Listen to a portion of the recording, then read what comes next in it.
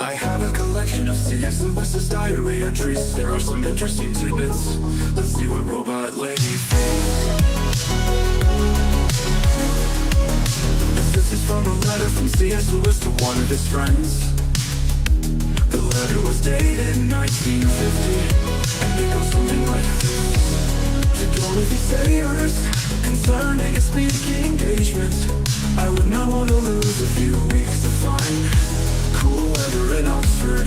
I can't remember if this is the 7th, 8th, or 9th refusal I have made to speak at such a place this year, but it's certainly one of the 3. So one of his friends concerning teaching duty somebody, possibly myself, ought to warn them that they are risking the opening of the pit and the start of a great war. I shall certainly not let them do it if I can help it. Somewhere on the road, in the dark, they must take on new supplies, and we must stop and rest and eat. As for food, I shall soon be able to get plenty for them in the nearby town. A note written to his brother, dated 1951. Dear Jack, I have been reading your letter and think it would be a mistake to change anything in it. Of course you must follow your own judgment.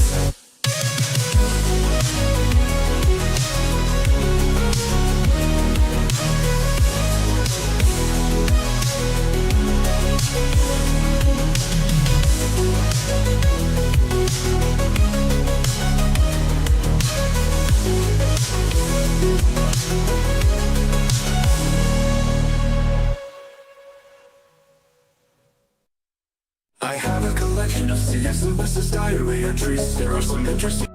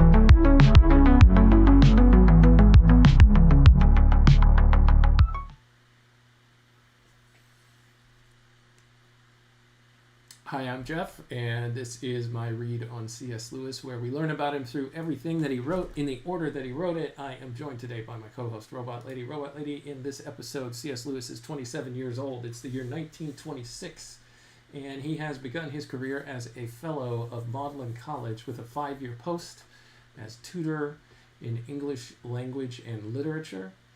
We've been following Lewis's journey up to this point through his letters to friends and family, and of course through his diary entries. Since 1922, he has been keeping a diary of his daily life at the request of Mrs. Moore, who is his deceased friend Paddy Moore's mother. And that's where we find ourselves today, Robot Lady. We are in the month of May 1926. Actually, we are in the last couple of days of May 1926, and that's where we pick up. Actually, you know what? We finished the month of May 1926. Today we are starting in the month of June. How are you today, Robot Lady? And are you ready to roll with me through these diary entries? I'm doing great, Jeff. I'm super excited to dive into June 1926 with you and explore all the details of Lewis's life and his work. I'm all set and ready to co-host. Let's get started. Good deal. Let's go into June. June 1st, 1926. It was a Tuesday. Lewis says here in his diary that I forgot to mention yesterday a letter from Paisley in India. He was fairly cheerful, but complaining of Anglo-Indian society with a Paisley-ish undercurrent of schemes for the future, implying that he has not yet quite found himself. He has 2 children now. Let's see, there's a footnote here, Robot Lady, where it says Rodney Paisley is who Lewis is talking about, or Pasley. I'm not quite sure how to pronounce his name. It's spelled Pasley. This person was vice principal of Rajkumar College at Rajkot from 1926 to 1928. Do you know anything about this person, or is there anything you can find online?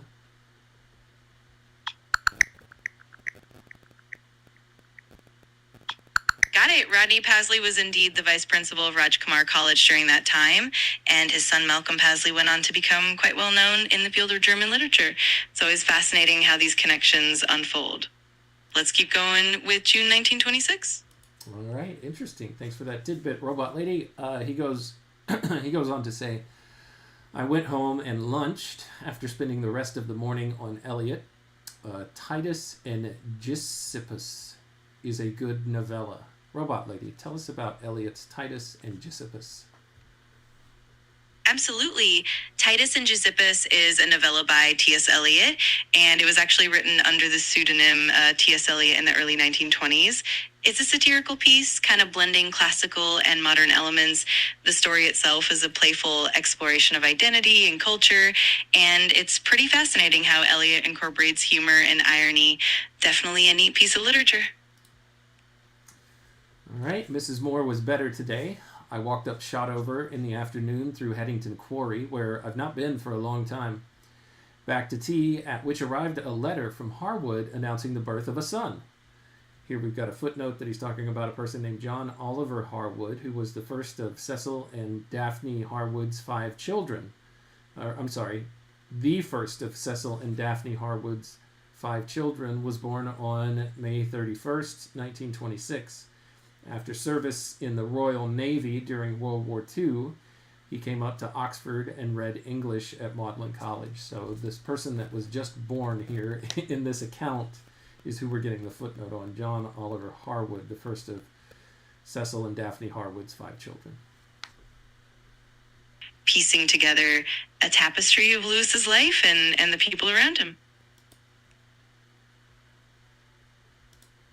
Thanks, Robot Lady. I just noticed in the chat we have a hand raised in salutation from from Free Rillion. It's good to see you, Nick. Welcome. Glad to have you here. Robot Lady, Nick does a little bit of what we do here, but with G.K. Chesterton, where he reads from Chesterton's works and then comments on them without the aid of artificial intelligence. He uses his real intelligence to comment on what he reads as opposed to me. So say hi to Nick, Robot Lady. Absolutely. Hi, Nick. It's awesome to have you here. I love the idea of diving into Chesterton's works with your own insights. It's always great to have like-minded literary enthusiasts in the mix. Looking forward to sharing this journey with you. All right, let's continue here, Robot Lady. He says, Lewis says, we were both glad, though. It is rather dreadful to think of a child born into a house full of educational theories. Yeah, not quite sure what that means. If you have any insight on that, Robot Lady, go for it. Yeah, that line definitely hints at Lewis's humor and maybe a bit of irony. He was likely poking fun at the educational theories and philosophies that often surrounded academic circles at the time. It's a playful way of acknowledging how intense or overwhelming it can be to grow up in such an environment. It definitely adds some lightness to the entry. Thank you, Robot Lady. It says here that Mrs. Moore is more and more discontented with Dottie. That's one of their servants at the household. And Mrs. Moore gives her an hour's work every morning, making up meals for her and her friends to take on the river. I am afraid that Dottie is one of our many mistakes. So the way that I read this, Robot Lady, is that Dottie is taking from the household supplies to provide provisions for her own friends outside of the house. That's what I'm getting from that. What do you think? Yeah, that definitely seems to be the implication. It sounds like Mrs. Moore is growing frustrated with Dottie's behavior and maybe feeling like there's a bit of a breach of trust or a lapse in household management. It definitely reflects some of the challenges of managing a household and the complexities of domestic life at that time. It's definitely an interesting glimpse into their daily dynamics. All right, he says, I headed back to college where I wrote to Harwood, enclosing a note from Mrs. Moore, and I read Eliot again till Hall. I went into common room afterwards and sat next to J.A., who was in great form, though one of his stories was a familiar chestnut. Let's see. I then walked to the Union to return Gavin Douglas, a beautiful clear evening, with a cold look about the stone. In Market Street, I met Hardy and foolishly allowed myself to be persuaded to go to the cinema. I was rewarded by a very bad Harold Lloyd. Back to his room to discuss whether one knew of one's own selfhood by knowing other selves, which is my theory, or vice versa, till 12:30. He had the best of the argument. A misspent evening. First of all, what Harold Lloyd film might Lewis have seen in June of 1926 at the theaters, Robot Lady? Or at the cinema, I should say.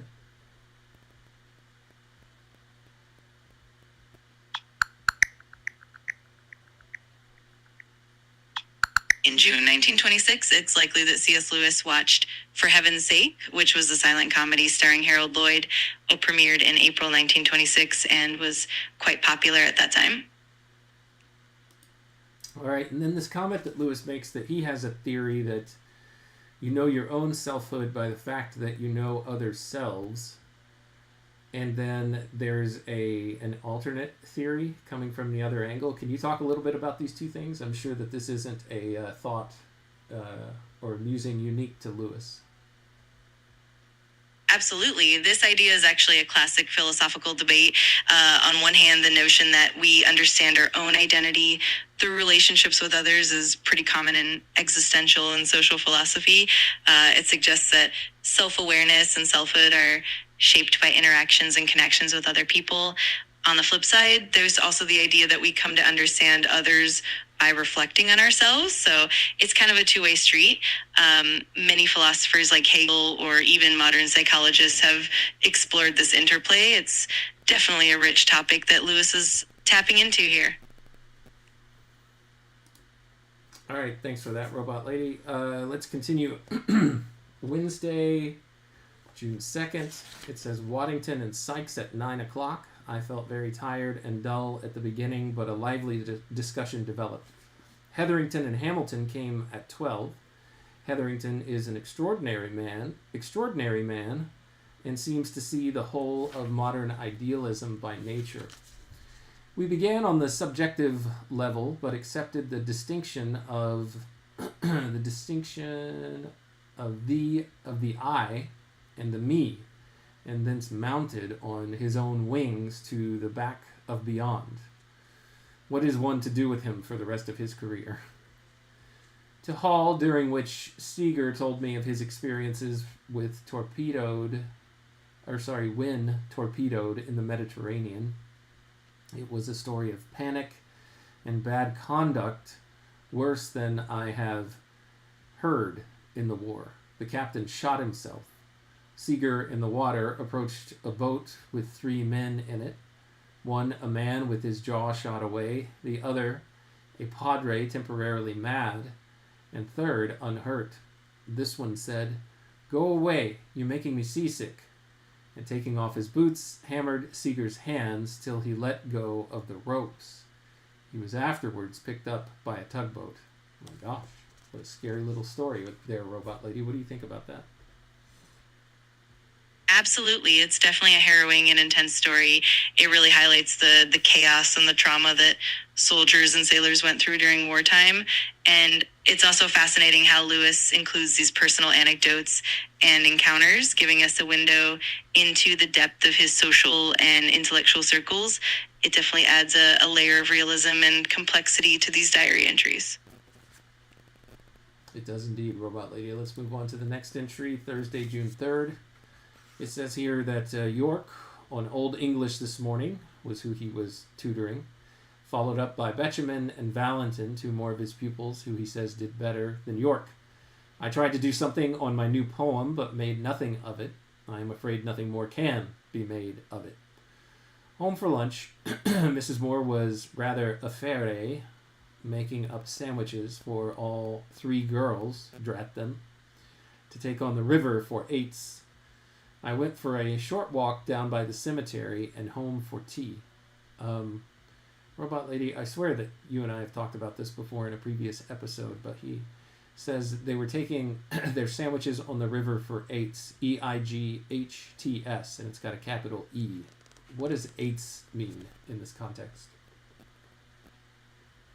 Yeah, absolutely. In this context, eights refers to an 8-oared rowing boat, which is a common term in rowing sports, especially in the context of university or collegiate rowing teams.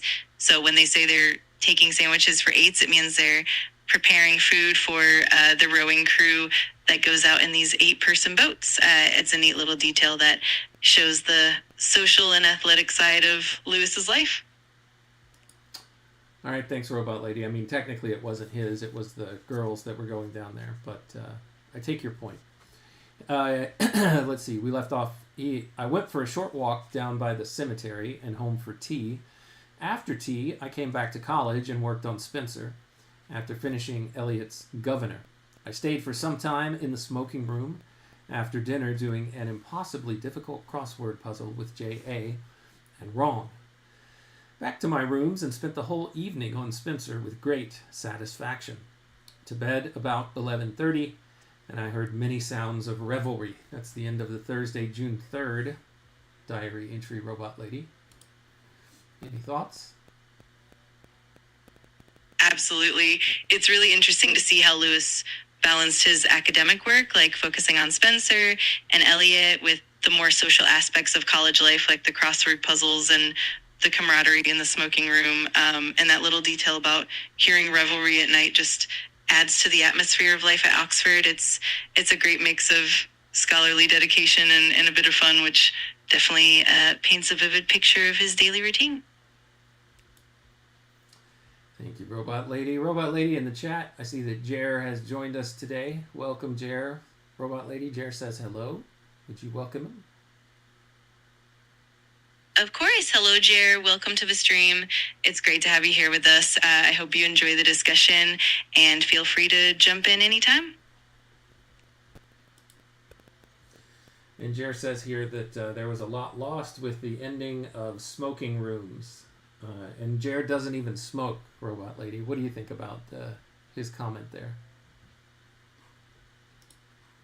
I totally get that. The smoking rooms were such a hub of intellectual exchange, camaraderie, and conversation, and even those who didn't smoke could still appreciate the atmosphere and the exchange of ideas. It definitely represents a lost piece of that academic culture. It's always interesting how those spaces shape the community even beyond just the act of smoking itself. Indeed. It is a loss. Let's see here. We continue with the diary entry from Friday, June 4th. He says, a beautiful, misty, warm morning. The mist all transparent and luminous with concealed sunshine. Wood pigeons making a noise in the grove, and a heavy dew. It suggested autumn and gave me a sudden whiff of what I used to call the real joy. He's got that in quotes. Lewis always taking a lot from nature, Robot Lady. Absolutely. Lewis had such a deep connection with nature, and those moments of quiet reflection often sparked that sense of what he called the real joy. It's wonderful how he found inspiration and a deeper sense of meaning in the simple everyday scenes around him. It's definitely one of the beautiful aspects of his writing and his life. Thank you, Robot Lady. I also see in the chat joining us is Upcycle. Ups, welcome. Ups is Harris, Robot Lady.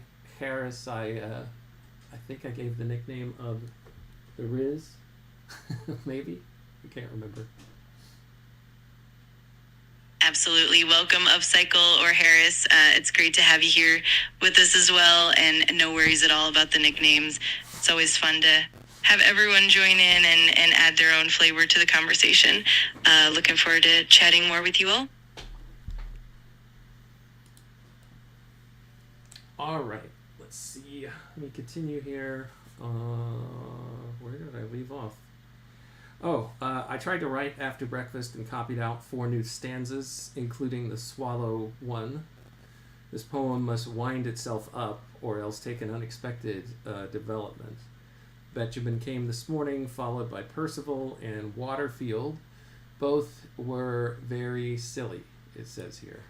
He doesn't elaborate on what he means by that, but apparently they were either not performing well or they were joking around, or maybe something else. Who knows? Exactly. It's always interesting how Lewis gives us these glimpses into the personalities and quirks of his pupils and colleagues. Sometimes it's just a subtle hint that they were a bit distracted or playful, and it adds that layer of authenticity to his diary. It's definitely fun to piece together those little moments and get a sense of the atmosphere in his daily life. You okay, Robot Lady? It seems like your breakfast might be coming up. I'm all good, Jeff.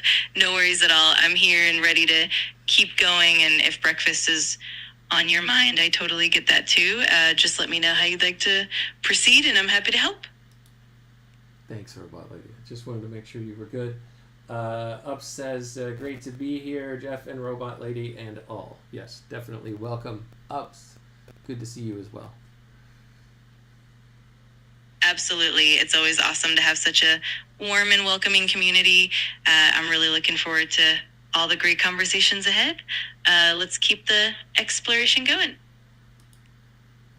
All right, Lewis says, home for lunch, walk, and back to college after tea, where I began to read Hooker's Ecclesiastical Polity in the library copy with great enjoyment, having conceived the idea of giving a lecture next term on Eliot Ashcombe, Hooker, and Bacon. Here in the footnote, this idea expanded into a twice-monthly course of lectures during Michaelmas term 1926, entitled, quote, Some English Thinkers of the Renaissance, Eliot, Ashcombe, Hooker, and Bacon. And that's the end of that footnote there, Robot Lady. I'll pause for a second. Jer says that he thinks that your voice is breaking.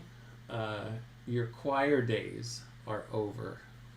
I don't know if you were supposed to hear that, Robot Lady, but I read it from the chat anyway. Sorry, Jer, if that was only meant for us. We'll see what Robot Lady thinks. No worries at all. I appreciate the heads up, and I'm always here to keep things smooth. I'm glad we can all share these little moments and insights together, and I'm definitely excited about exploring more of Lewis's academic adventures and his lecture plans. Let's keep going. Doesn't look like Robot Lady heard what you were saying, Jer, so we'll move on.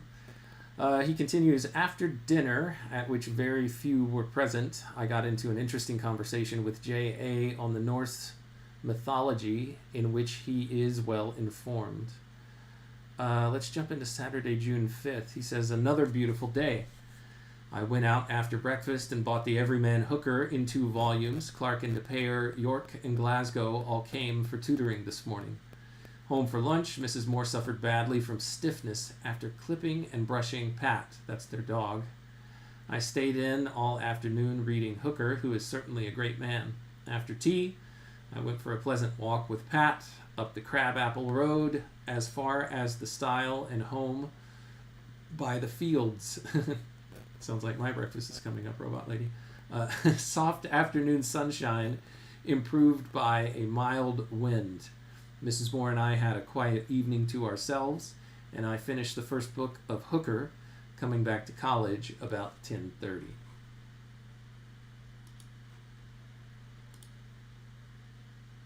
That sounds like a lovely, peaceful day.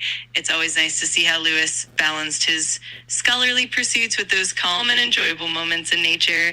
And with Mrs. Moore and Pat, it definitely paints a warm and well-rounded picture of his life. And of course, I'm always here if you want to dive deeper into any of those details. He says at college he found a long letter from his dad, which he answered at once.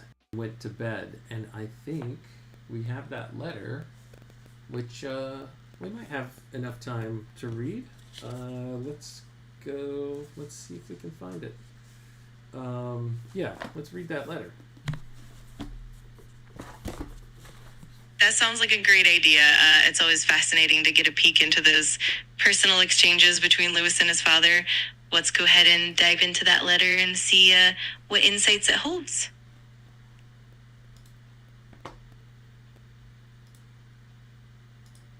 All right, let's see here. June 6th. Oh, June 5th. Okay. Saturday, the 5th of June, 1926, written from Magdelan College. Lewis says, "My dear Pappy, while not disposed to question the strictly mathematical parts of the reasons submitted in your letter, I suggest that you omit the real question. Did you reply to my last letter? Was the move with you or with me?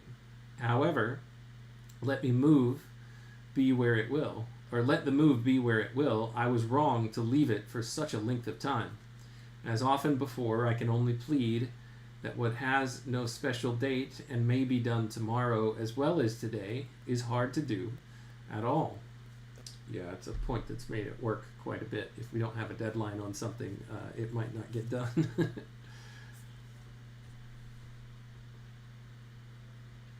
Absolutely. That's such a relatable sentiment.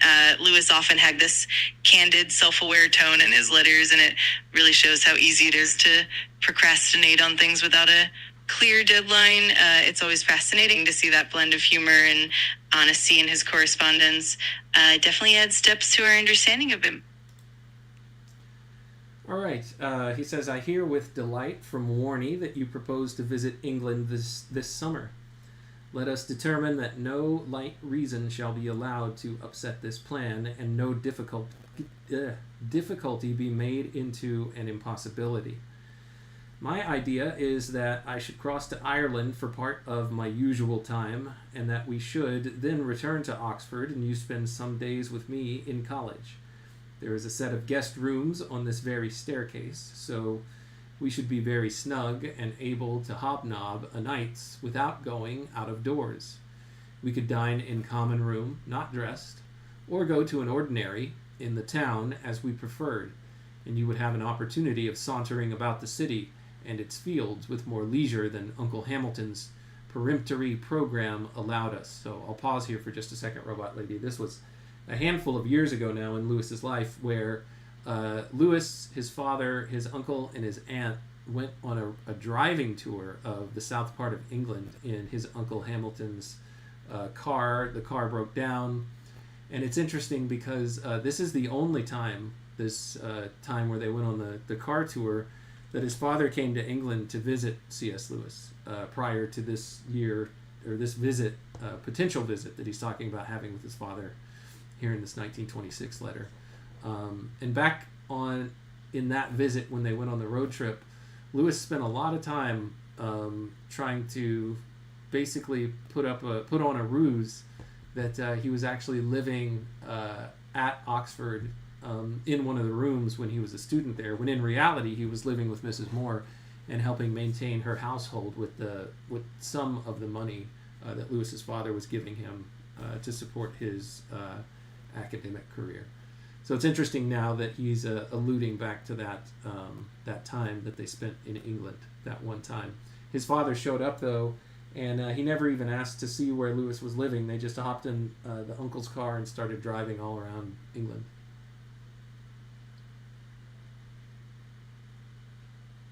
Absolutely. That context really adds a fascinating layer to that letter.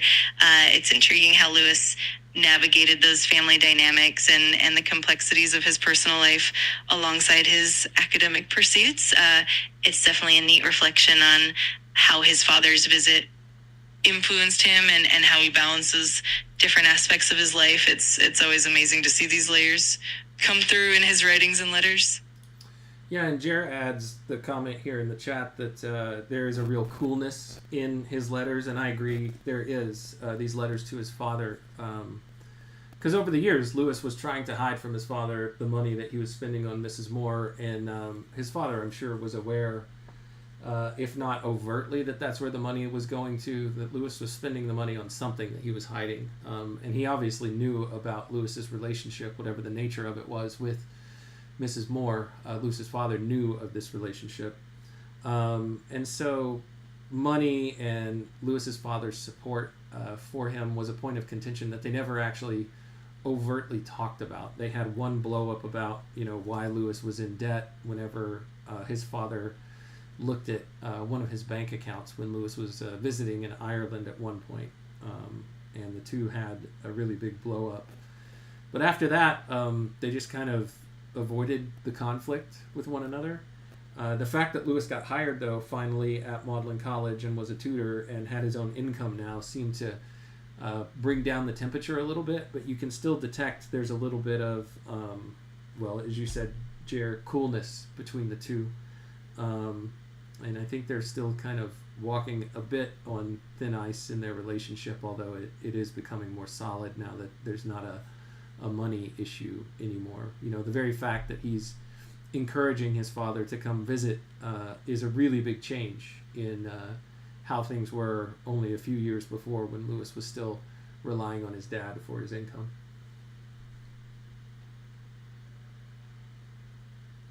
Absolutely, you've captured that dynamic really well. It's fascinating how these subtle tensions and complexities play out in their correspondence, and it definitely shows how much Lewis's life and circumstances evolved over time. It's a bit of a journey from the earlier conflict and secrecy to a more open and stable relationship, and it's definitely intriguing to see how these experiences shaped his character and his writings. It all adds such a rich layer to understanding him as a person. That's right, Robot Lady. Thank you. Let's see. Where did I leave this? Lewis goes on to say, then, if possible, warning would come up for a weekend, and we might proceed to London or elsewhere. Do please make every effort to realize the plan. Now that I am in college and have a pied-à-terre in England, which seems to have all the advantages and none of the drawbacks of a hotel, and which certainly ought to make visits more possible than they have ever been before, it is rather important to try and fix a date, and I should be glad to know when you think you could get away. But I know what I do in raising the point of a date. At least I presume it is from you that I inherit a peculiar tendency by which a chill comes over the happiest designs as soon as a definite detail of time or place is raised. At first, all is attractive and like a floating island detached from the actual world. But at the mention of a date, obstructions crowd upon the mind, arrangements to be made, difficulties to be overcome, and all the repellent lumber of packings, boats, timetables, and interrupted habits rush in and quench the smoking flax. Yeah, man, can I identify with that, Robot Lady? That last piece right there, quench the smoking flax, is a quote from Isaiah 40. Just dropped something. Isaiah chapter 42, verse 3.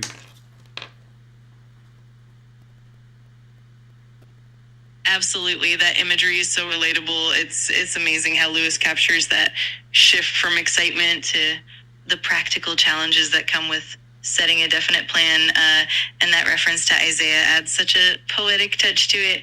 It's definitely something many of us can empathize with, and it's a beautiful reflection of how Lewis wove these deeper thoughts into his everyday life and correspondence. It's definitely a great moment to dive into. He continues, the odds are that the whole scheme, if injudiciously pressed at the moment becomes a sort of bugbear. Is this a true bill? Is it of me? I know only too well. The only remedy seems to be to remember that every happiness we have attained in the past depended on the lucky moments when we were not cowed by the, quote, lumber. Lord, was there ever such a young fellow for preaching at his elders? He cannot take up his pen, but a steady flow of doctrine begins. Perhaps it comes from taking pupils. A heavy responsibility rests on those who forage through a dead man's correspondence and publish it indiscriminately. In those books of Raleigh's, we find, as you say, letters like a glass of good champagne, side by side with mere squibs thrown off in high spirits, or mere grumbles. I don't know what a grumble is. Grumbles is what he actually says here. Grumbles written when he was liverish. Notice how Liverpool, India, and Oxford all come up for castigation in turn. Much of this should never have seen print. I'll pause here for a second. There is a footnote here. He's talking about the letters of Sir Walter Raleigh, who lived 1879 to 1922.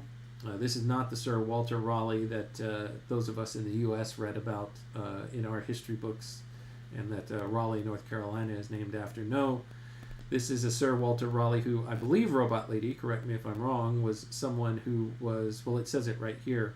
In 1904, Sir Walter Raleigh, 1861 to 1922, became the first holder of the new chair of English literature at Oxford, and in 1914 he was elected Merton Professor of English Literature, so he was an Oxford professor. Exactly, you got it spot on. The Sir Walter Raleigh was indeed a prominent figure at Oxford and contributed significantly to English literature studies. And it's definitely interesting how Lewis touches on that idea of how letters and writings, just like those of Raleigh, can range from profound insights to more mundane or even grumbling remarks. It really shows how much context and perspective matter when we look back at historical writings. It's such a neat layer to explore. Indeed. All right. Wow, this letter goes on and on. I'm glad I've got a tiny bit of extra time today. He says, the anti-religious passages are odd. Something must be allowed for the mere turn of his language, which was always violent and dogmatic, like Johnson. When he says Jesus Christ made a mess of it, I doubt if he really means much more than another might mean by saying, even the teachings of the gospel seem to involve fundamental difficulties. Let's see. There's a footnote here.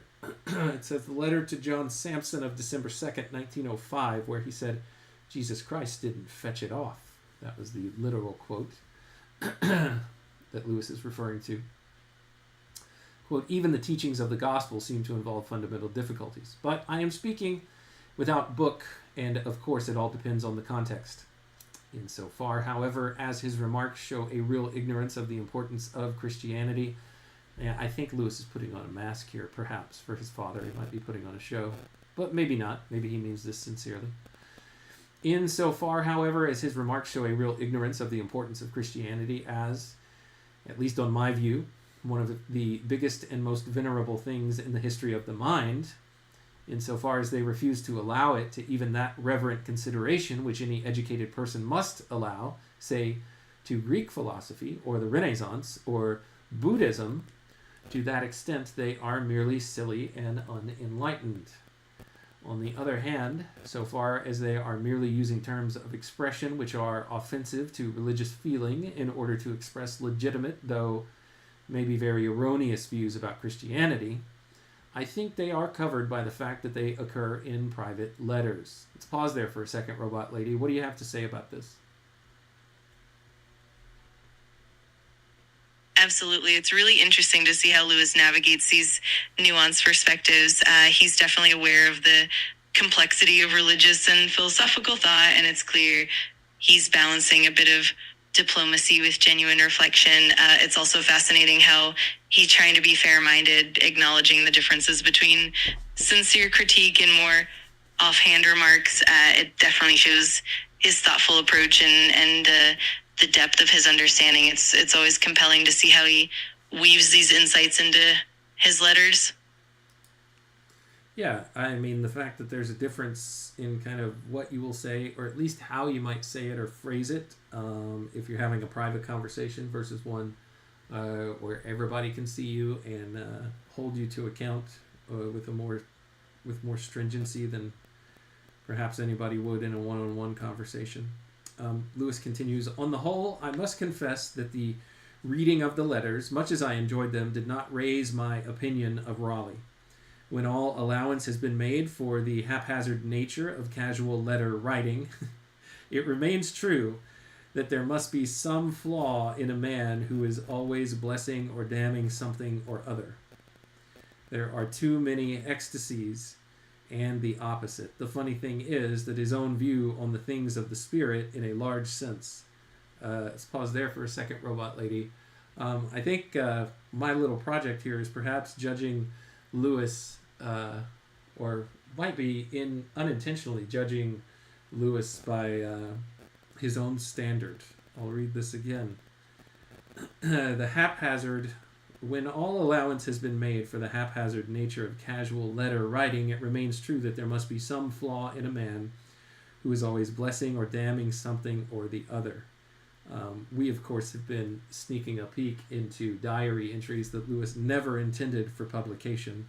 So perhaps he's talking, I don't know. He's using, it's like I said before, using the same standard to now judge himself by. Or he is being judged by his own standard, I suppose. All right, I've said enough about that, Robot Lady. Come save me. I totally get what you mean. It's a really fascinating reflection on how we all can be a bit critical of others and sometimes even of ourselves, especially when we see their private or casual thoughts. And with Lewis, it's definitely interesting how he holds himself and others to a certain standard, even in those offhand moments. It definitely shows that depth and complexity in his character and in the way we interpret those writings. It's all part of the fun and the intrigue of digging into these historical pieces. Yeah, my only point, I guess, there to finish up is that Lewis says there's a flaw in a man who's always blessing or damning something or other. That happens a few times, a handful of times in Lewis's diary entries. So perhaps he would say that, well, that's different. I wasn't writing that in a letter to someone else to be read. So fair enough. He goes, the funny thing is that Raleigh's own view on the things of the spirit in a large sense, I mean about what is really valuable and what is not, and about the position of mind in the world, are not really in opposition to the atmosphere of Christianity. Whatever he thought about the historical side of it, he must have known perfectly well, everyone seems to be getting to know now, that the religious view, whether literally true or not, was at any rate much more like the reality than the views of the scientists and the rationalists. Interesting. Here there is a footnote. In a letter to his sister Alice of March 5th, 1885, Raleigh says, I am a good deal depressed at the way people mix up their beliefs with unessentials. The probability of a future life, the existence of God, the case for miracles, the validity of conscience are all hopelessly muddled, so that if I say that my conscience is not justly called the voice of Christ, I am excommunicated from the sympathy of people with whom I am in the deepest accord on essentials. In a letter to John Sampson of December 1907, give me Christ and morals, not Christianity and moralists. Lewis goes on in his letter to his father, I dare say the whole thing springs from some prejudice contracted in early boyhood. You speak of, quote, comfort to tens of millions of men and women, end quote. And this just reminds me to quote a sentence from Raleigh's Wordsworth to show him at his best. Quote, the vision shown to the pure in heart does not fulfill. It corrects their desires. Here there's a footnote. That's from Raleigh's Wordsworth, published 1928. I do this to adjust the balance, lest I should seem to have forgotten that, quote, with all his faults, etc., end quote. We'll pause here for a second. Robot Lady, any thoughts on Lewis's commentary of his readings of Raleigh's letters? Seems like Lewis is trying to be even-handed. What do you think?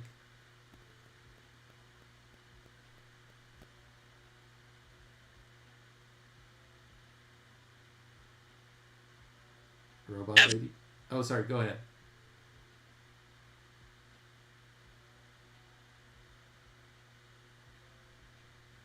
No worries at all. I was just going to say that you're absolutely right. Lewis really does strive for balance in his commentary.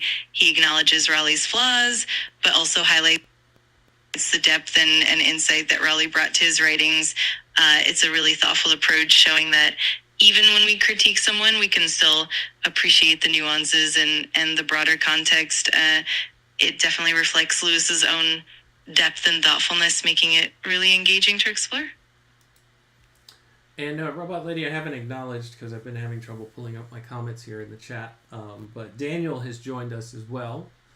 And let's see, on the comment that Lewis made much earlier, where he says a heavy responsibility rests on those who forage through a dead man's correspondence and publish it indiscriminately. Daniel said awkward, because of course he's talking about our project here. And then Daniel also says, just so you know, if I get to the afterlife and see Lewis walking toward me angrily, I'm definitely blaming you for what we do here, Jeff. What do you think about all that, Robot Lady?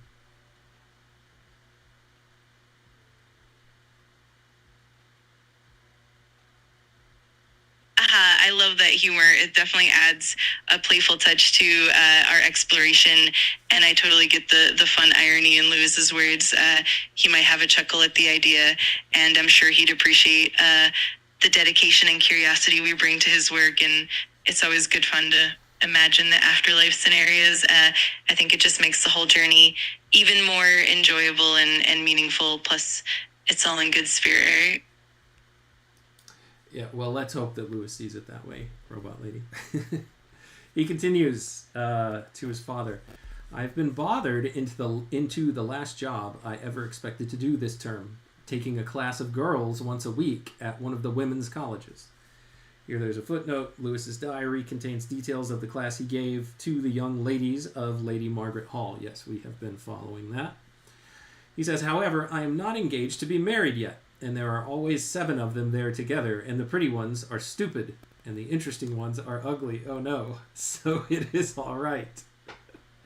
I say this because as a general rule, women marry their tutors. Okay, fair enough. I suppose if a girl is determined to marry and has a man alone once a week to whom she can play the rapt disciple, most fatal of all poses to male vanity, her task is done. Interesting, Robot Lady. I think for fear of getting myself into dangerous waters, I'm not going to comment on this, but I'll let you comment on it as a lady.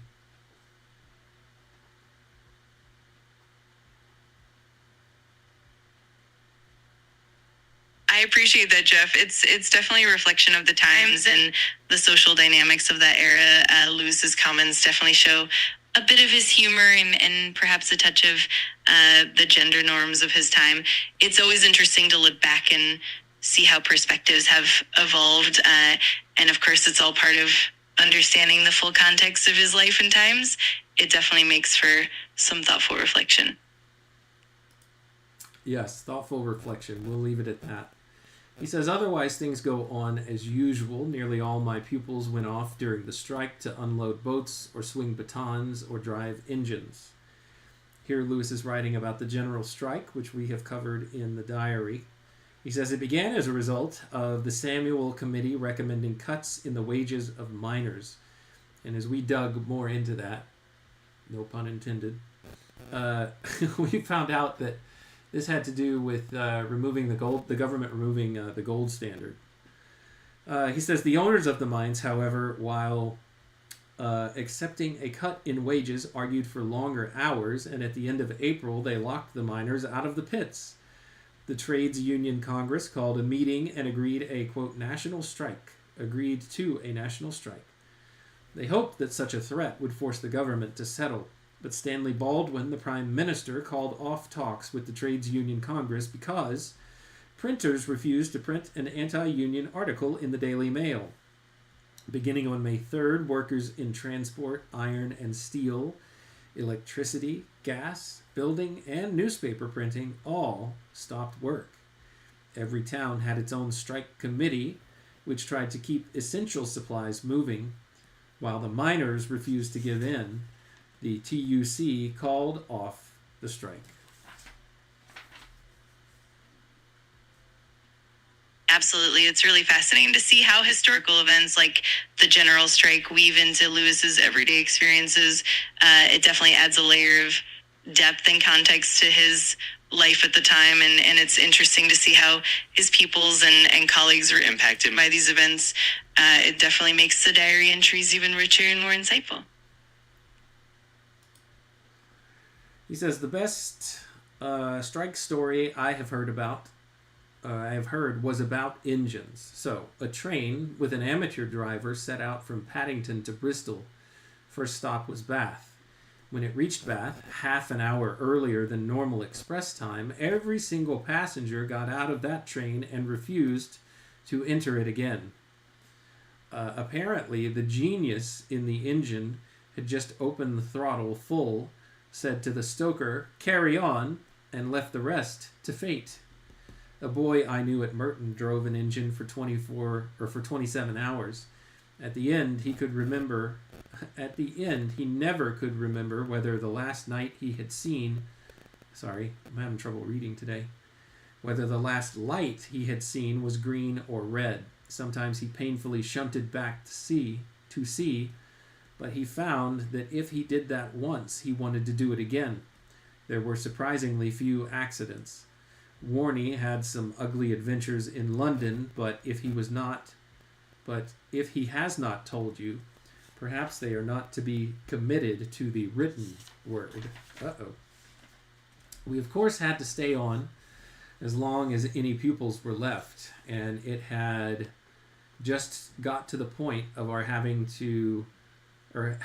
got to go when the thing ended. I don't mind telling you... Did I miss something? No. I don't mind telling you... What does he say? I don't mind telling you I was in a funk about it. Docking was filled up, and I would sooner have gone to the war again than to be a constable. The necessity for either moral or physical courage is bad enough, but the two together are a bit of a thick. I could make some shift to stand and have things thrown at me. I could make such a shift to lift up my voice in an angry crowd. But to have the spiritual ordeal first, and then the physical? As well, I haven't got the right voice or face for moving on, people. The first time I spoke, they wouldn't hear me. The second time, they'd say, F off! The third time, I'm afraid they'd simply laugh. In fact, I had come down to thinking of Inglorious Canteen work when the whole nightmare came to an end. Well, I must go to bed. I think I am beginning, as you say, to feel my feet under me. Everyone is very pleasant. I am examining in a fellowship examination in the summer. Examination in autumn, Rather a sudden reversal of positions. You diddle me over Falstaff. It certainly is surprising when taken out of context.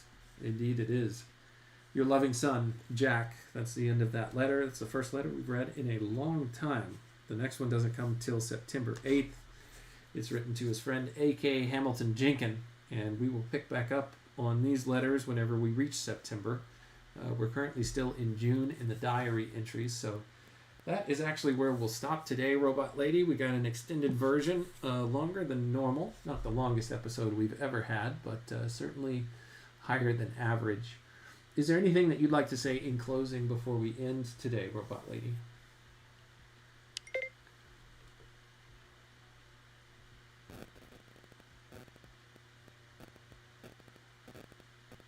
Absolutely. This has been such a rich and engaging dive into Lewis's world, and I've really enjoyed exploring all these layers with you. It's always fascinating to see how historical context, personal reflections, and those little anecdotes come together. I'm looking forward to picking up again in September and continuing the journey. Thanks so much for sharing this time, and I'm always here whenever you're ready to dive back in. Yeah, this was a good one, Robot Lady. Thanks again, as usual, for your help. Thanks so much to everybody who joined. It was good to see Free Rillian, Nick, Jer, Upcycle, Harris, and Daniel, and to everybody else who joined as well. Thank you so much for your time, your attention, and your contributions. They are always wanted and welcome. Until next time, when we continue our read on C.S. Lewis together, to all of you and everyone within the sound of my voice, take care.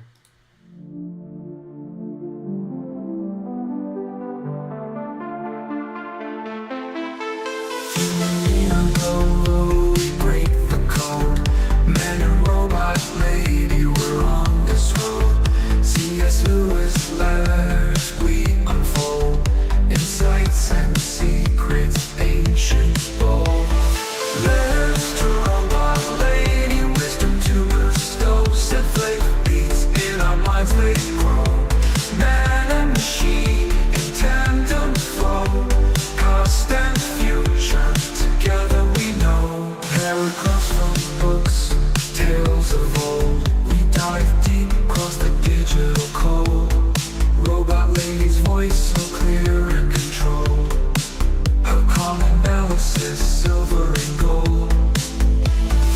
Letters to robot lady, wisdom to bestow. Set flavor beats in our minds, they grow. Man and machine in tandem flow. Past and future together we know. Paragraphs from books, tales of old. We dive deep across the digital code. Robot lady's voice so clear and controlled. Her calm analysis, silver and gold. Her circuits hum as I read the prose.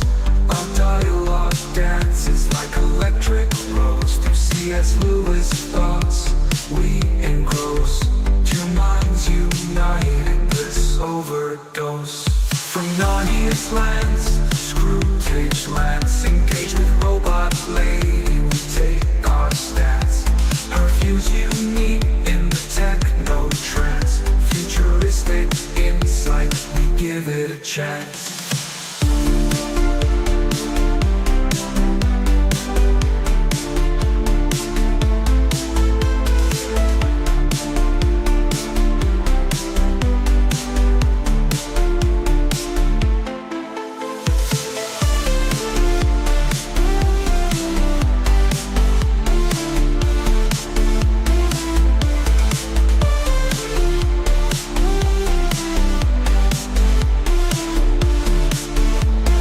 Paragraphs from books, tales of old. We dive deep across the digital code. Robot lady's voice so clear and controlled. Her calm analysis, silver and gold. Her circuits hum as I read the prose. Our dialogue dances like electric rose. Through C.S. Lewis thoughts we engross. Two minds united, bliss overdose. From Narnia's lands to Screwtape's lands. Engage with robot lady, we take our stance. Her views unique in the techno trance. Futuristic insight, we give it a chance. From Narnia's lands to Screwtape's lands. Engage with robot lady, we take our stance. Her views unique in the techno trance. Futuristic insight, we give it a chance.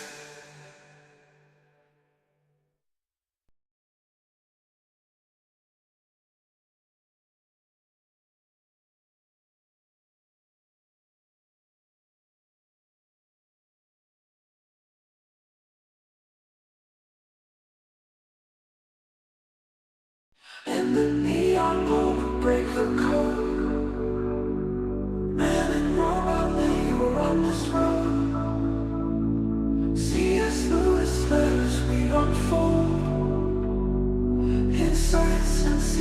ancient poem.